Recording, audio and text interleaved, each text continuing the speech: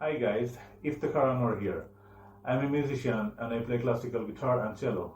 I have been thinking of sharing some ideas for a long time that were born from my experience while learning the cello.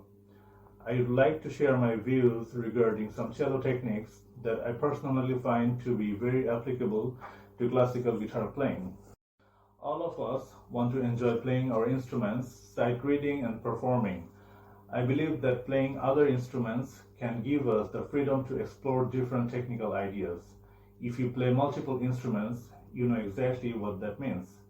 You may only agree with some of the concepts I will discuss here, but I believe this video will help you understand my views.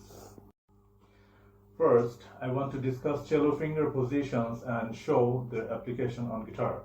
In cello playing, three positions are commonly used. These are the closed position, extension position, and thumb position. Closed position is when we keep the left hand's four fingers adjacent to one another. In this way, we can visualize the intervals of a minor second, major second, and minor third.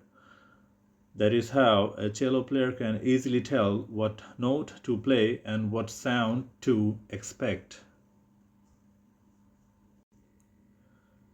An extension is when the second, third, and fourth fingers of the left hand remain adjacent, but the first finger is extended. It has to be done in the typical way a cello player would do it.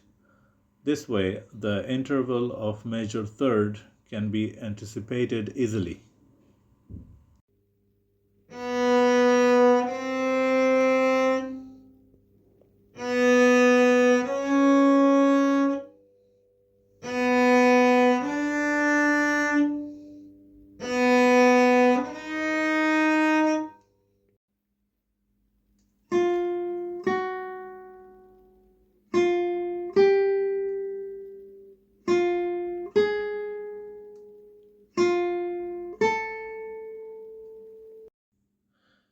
Thumb position is usually used when playing a passage on octave or a higher above the open string. A cellist would place their thumb on the note an octave above the open string and use first, second, and third fingers to find other notes. However, thumb position can work for notes found in lower registers as well. Guitarists sometimes use thumb position as well. Thumb position helps add stability to the hand in those higher positions.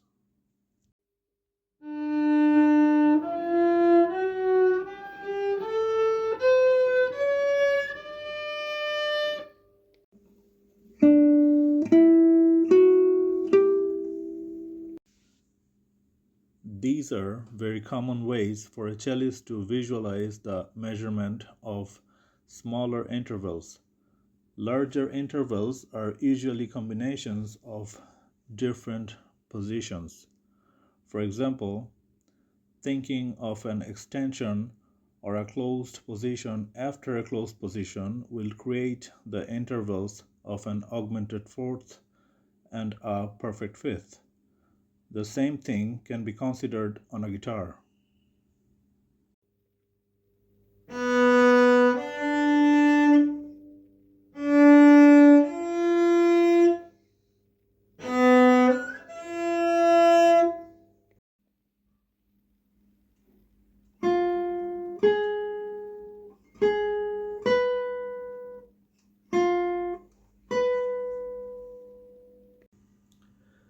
The concept of position is different on a cello than on a guitar.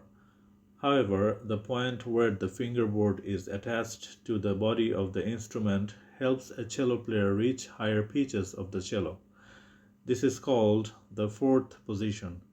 Guitarists usually don't touch the guitar with the bottom side of the left hand heel if we need to play E on the first string 12th fret. But this sensation can be helpful for guitar players.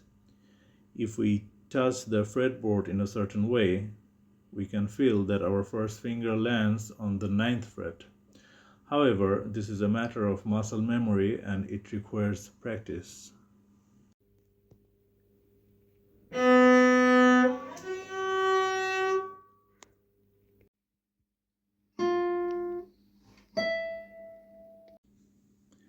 Now, I would like to talk about shifts, which are very important in cello playing.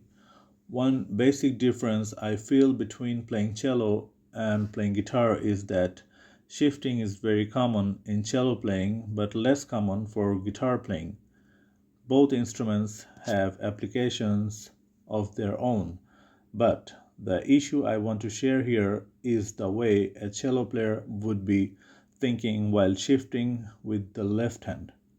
I believe many guitar players also think the same way, as I have noticed this in their playing.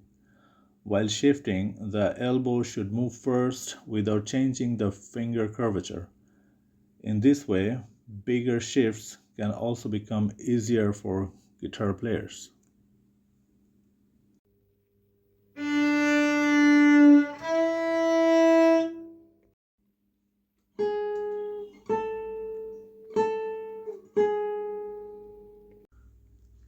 Now we need to combine these two concepts when we play something, position and shift. We won't achieve the final result if one of these two is absent.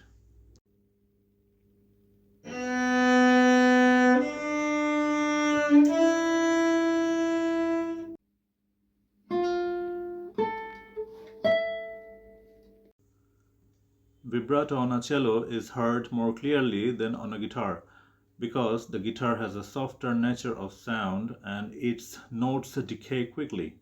I have seen guitar players do vibrato in different ways, cello players as well. I will not discuss the different types of vibrato here, but I think the most important thing is to not allow the vibrato to die. Here is what I do on a cello. I will be rotating my whole arm, and that will be the key element of this continuous vibrato effect. The same thing can be done on guitar.